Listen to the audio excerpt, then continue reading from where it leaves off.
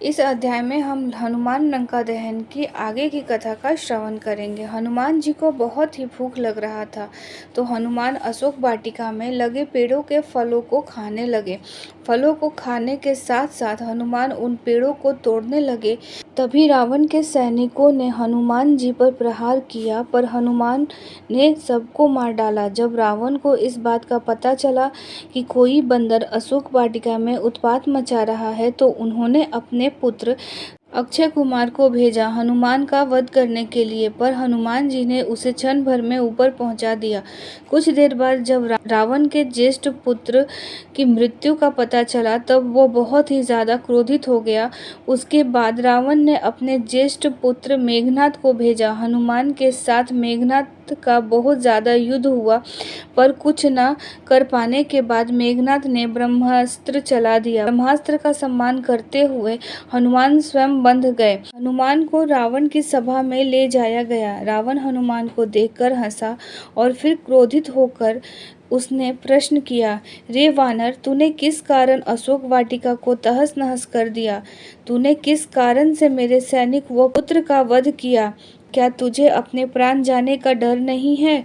यह सुनकर, हे रावण, जिसने महान शिवधनुष को पल भर में तोड़ डाला, जिसने खर, दूषण, त्रिशरा और बाली को मार गिराया, जिसकी प्रिय पत्नी का तुमने अपहरण किया, मैं उनका ही दूत हूँ। मुझे भूख लग रहा था, इसलिए मैंने फल खाया, और तुम्हारे राक्षसों ने मुझे खाने नहीं दिया, इसलिए मैंने उन्हें मार डाला। अभी भी समय है, सीता माता को श्री राम को सौंप दो और क्षमा मांग लो।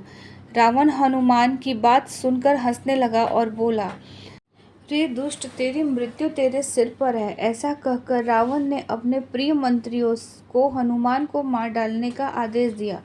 यह सुनकर सभी मंत्री हनुमान को मारने के लिए दौड़े। तभी विभीषण वहां पहुंच गए और बोले, रुको, दूत को मारना सही नहीं होगा और यह नीति के विरुद्ध है।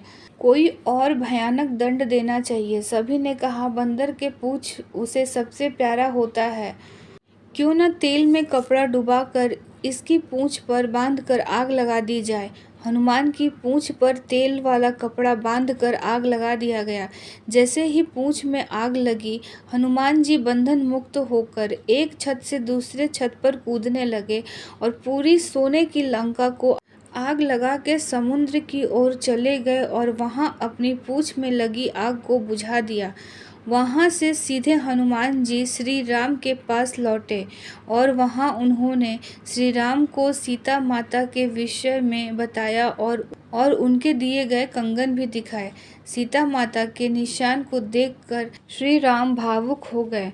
अब श्री राम और वानर सेना की चिंता का विषय था, कैसे पूरी सेना के साथ समुद्र की दूसरी ओर जा सके।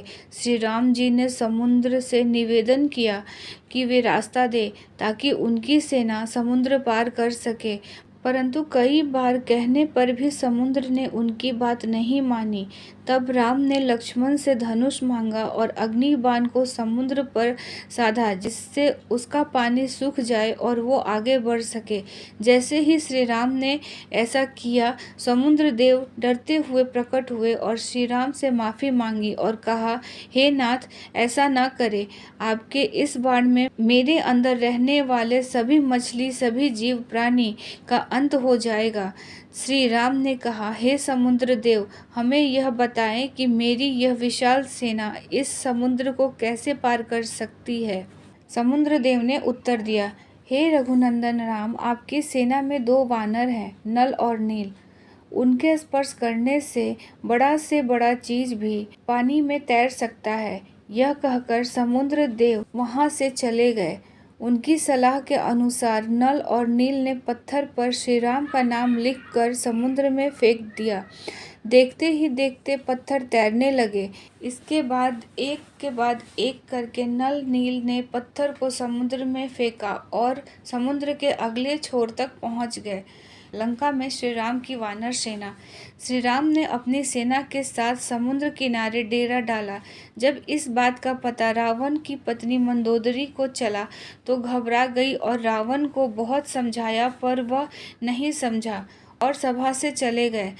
रावण के भाई विभीषण ने भी रावण को सभा में समझाया और सीता माता को सम्मानपूर्वक श्री राम को सौंप देने के लिए कहा, परंतु यह सुनकर रावण क्रोधित हो गए और अपने ही भाई विभीषण को लात मार दिया, जिसके कारण विभीषण सीढ़ियों से नीचे गिर गए। विभीषण ने अपना राज्य छोड़ दिया और वो श्री राम के पास गए। राम ने भी खुशी के साथ उन्हें स्वीकार किया और अपने डेरे में रहने की जगह दी। आखिरी बार श्री राम और बाली पुत्र अंगद कुमार को भेजा, पर रावण तब भी न माना। युद्ध आरंभ हुआ। श्री राम और रावण की सेना के बीच भीषण युद्ध हुआ। इस युद्ध में लक्ष्मण पर मेघनाथ ने शक्ति बाण से प्रहार किया था, जिसके कारण हनुमान जी संजीवनी बूटी लेने के लिए त्रिकुट पर्वत पर गए, परंतु उन्हें पौधे की पहचान न हो सकी, इसलिए उन्होंने पूरा त्रिकुट पर्वत ही उठा लाया। यहाँ तक कि रावण के भाई कुंभकर्ण जैसे महारथी असुर को भी भगवान राम ने अपने बाण से मार डाला। इस युद्ध में रावण की सेना को श्री राम की सेना पस्त कर देती है और अंत में श्री राम रावण के नाभि पर बाण मारकर उसे मार देते हैं और सीता माता को छुड़ा लेते हैं। श्री राम विभीषण को लंका का राजा बना देते हैं, परंतु राम सीता माता से मिलने से पूर्व उनकी अग्नि परीक्षा लेते हैं। इसके बाद श्री राम सीता और भाई लक्ष्मण के साथ अपने 14 वर्ष के वनवास के बाद लौटते हैं। इसके बाद श्री राम को अयोध्या का राजा घोषित किया जाता है। उनका जीवन खुशियों से बीत रहा था। कुछ समय बाद माता सीता गर्भवती हो जाती हैं, परंतु जब राम लोगों के मुख से अग्नि परीक्षा के विषय में सुनते हैं और वह माता सीता को अयोध्या छोड़कर चले जाने को कहते हैं, माता सीता को इस बात से बहुत दुख होता है। महर्षि वाल्मीकि उन्हें अपने आश्रम में आश्रय देते हैं। लव कुश का जन्म। वहीं माता सीता 2 पुत्रों को जन्म देती हैं, जिसका नाम लव और कुश दिया गया। लव और कुश महर्षि वाल्मीकि से पूर्ण रामायण का ज्ञान लिया। वो दोनों बालक पराक्रमी और ज्ञानी थे। अश्वमेध यज्ञ। श्री राम ने चक्रवर्ती सम्राट बनने और अपने पापों से मुक्त होने के लिए अश्वमेध यज्ञ किया। यह यज्ञ करने का सुझाव उनके छोटे भाई लक्ष्मण ने दिया था। इस यज्ञ में एक घोड़ा स्वच्छंद रूप से छोड़ा जाता था। वह घोड़ा जितना ज्यादा क्षेत्र तक जाता था, उस क्षेत्र को राज्य में शामिल कर दिया जाता था। इस यज्ञ को पत्नी के बिना नहीं किया जा सकता था, इसलिए श्री राम ने माता सीता की स्वर्ण मूर्ति बनाई थी। जब श्री राम का घोड़ा स्वच्छंद रूप से छोड़ा गया, तब वह एक राज्य से दूसरे राज्य में गया। जब वह घोड़ा महर्षि वाल्मीकि के आश्रम में पहुंचा, तो लव और कुश ने उसकी सुंदरता देखकर उसे पकड़ लिया। जब राम को पता चला, उन्हें अपनी सेना को भेजा, परंतु लव कुश ने युद्ध में उन्हें हरा दिया। जब राम वहां पहुंचे तो उन्हें उन बालकों से पूछा कि वह किसके पुत्र हैं। तब लव कुश ने माता सीता का नाम लिया। जब राम ने यह सुना तो उन्हें बताया कि वह उनके पिता हैं। यह सुनकर लव कुश बहुत खुश हुए और राम के गले मिल गए। इसके बाद वे माता सीता से आश्रम में जाकर मिले। इसके बाद श्री राम माता सीता और लव कुश को लेकर अयोध्या लौट आए। आशा करती हूँ कि आपको रामायण की यह संक्षिप्त कथा अच्छी लगी होगी।